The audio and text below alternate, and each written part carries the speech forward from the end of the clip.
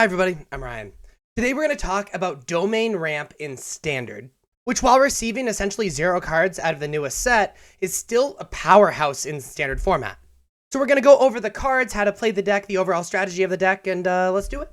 So this is my Domain Ramp deck, and I'm going to take just a second to kind of reorganize the cards. So this deck is essentially divided up into a few different categories. We have ramp spells, we have card advantage, we have interaction, and then we have ramp targets. So let's talk about each one of these things. Hello, kitty. At the very top, we have Topiary Stomper, which is a 3-mana 4/4 with Vigilance. When Topiary Stomper enters the battlefield, search your library for a basic land card, put it onto the battlefield tapped, then shuffle, and it can't attack or block unless you have 7 or more lands. This card's really cool because it's a 3-mana ramp spell, but also it's a body for the late game. And it curves really, really well into our other ramp spell, Invasion of Zendikar, which is a battle, but when the battle enters the battlefield, search your library for up to 2 basic land cards, put them onto the battlefield, tap, then shuffle. And then when the battle is defeated, it turns into a 4/4 with Vigilance and Haste that can tap for a mana of any color, and is a land in addition to its other types. Now, the reason I say it ramps really, really well into this battle for Zendikar is you can go 3rd land, Topiary Stomper, hit the 4th land off Topiary Stomper, play the 5th land, play Battle for Zendikar, grab 2 more lands, now have 7 lands. Now Topiary Stomper can attack Battle for Zendikar and flip it. And so that's like a really, really disgusting curve, but also you're allowing yourself to ramp up into these big payoffs. Now, this next category is card advantage. Now, Courier's Rephrase kind of exists in the ramp section as well, but also I kind of consider it more card advantage than anything. It's a 2-mana treasure. When Courier's Briefcase enters the battlefield, create a 1/1 green and white citizen creature token, which is a nice blocker. You can tap it and sacrifice it to add 1 mana of any color, which is why I say it's sort of ramp. And you can pay 1 of each color to tap it and sacrifice it to draw 3 cards. So it's great in the late game, decent in the early game as just like additional ramp. It's pretty much where we want to be. We're also playing 3 Up the Beanstalk in the main deck with the 4th in our sideboard. Play a 2-mana enchantment when it enters a battlefield, and whenever you cast a spell with mana value 5 or greater, draw a card. So this is just our card advantage. We get to play this on turn 2 if we need to. We're drawing cards, and then whenever we cast Sunfall, Leyline Binding, Virtue of Persistence, Traxa, Herd Migration, any of those cards, we get to draw an additional card, which if we ever have a deck that is able to go toe-to-toe with us, we're able to outcard them by just casting our payoffs. And is especially good if they counter our payoffs, because then we trade 1 for 1, but also I draw a card, so it's pretty good. We have our interaction, so we have all this ramp and card advantage and stuff, but we also have to interact with our opponent. First piece of interaction, which is also sort of a ramp target, is Archangel of Wrath. It's a 4-mana 3/4 with flying and lifelink, already great.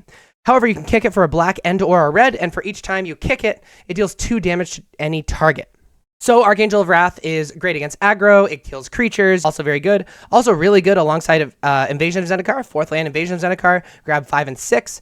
Next turn, play Archangel of Wrath, both pieces of damage heading to Invasion of Zendikar, it flips it. It's pretty strong.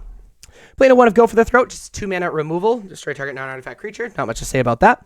We're also playing for Sunfall, because we need to buy as much time as possible as we hit our ramp targets and as we set up. And so playing this board wipe, not only a board wipe that incubates X, where X is the number of creatures exiled this way, allows us to like board wipe stuff away, buy time for ourselves, but also have like another creature that can either block or attack or be a payoff in and of itself, depending on how many creatures we killed.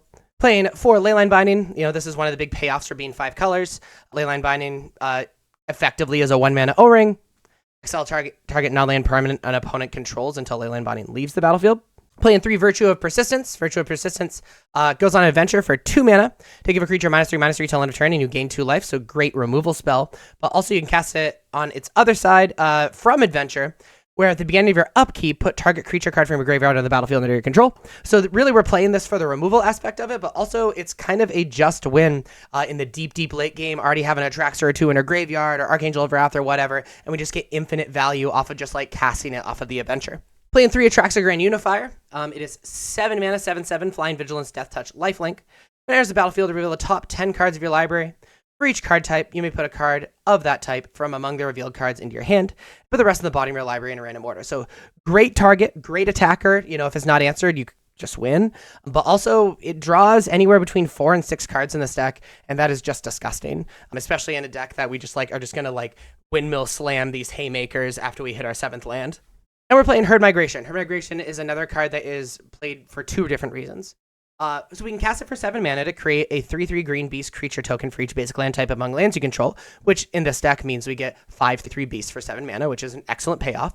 But also, if we need to make sure we hit our land drops, you can pay 2 mana, discard Herd Migration, search a library for a basic land card, reveal it, put it into our hand, and then shuffle. And then you gain 3 life, so it's also pretty good against aggro, make sure we hit our land drops. So this is like, it exists kind of on both planes. Really, the only payoff card that is purely a payoff is Atraxa, and even Atraxa is kind of a card advantage as well.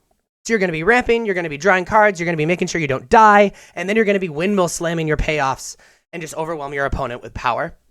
As far as our sideboard goes, we're playing 1 Destroy Evil for enchantments like Wedding Announcement you need to kill, or things like Shieldred or Rafine or stuff like that. We're playing Knockout Blow for the mono red deck. Playing Farewell for these decks that we just need to be able to hit a reset button again. So I'm thinking like Legends and these like crazy blue-white and red-white decks that are coming out. Playing Disdainful Stroke for the mirror match. We're playing Negate, again, for the mirror match. Also these control decks and be able to win the counter war on the stack. Jace the Perfected Mind for these slower decks just allows us to draw a bunch of cards. And if they let Jace Perfected Mind sit, especially since we present that threat early on and are able to protect it with all of our control spells, it can just win the game on its own.